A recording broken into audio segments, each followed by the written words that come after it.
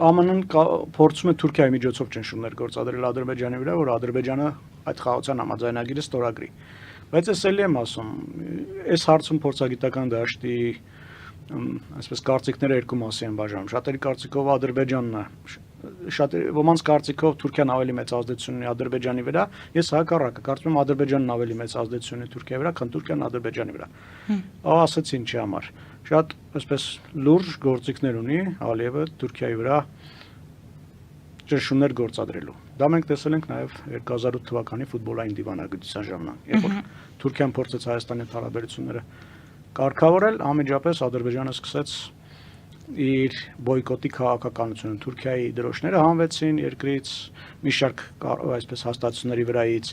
Ադրբեջանը սպառնաց, որ այլևս էժան գազ չի լինելու Թուրքիայի համար եւ այլն։ Իրականում շատ լուրջ գործիքներ ունի Ադրբեջանը Թուրքիայի վրա ազդելու։ Այդ թվում նաև Թուրքիայի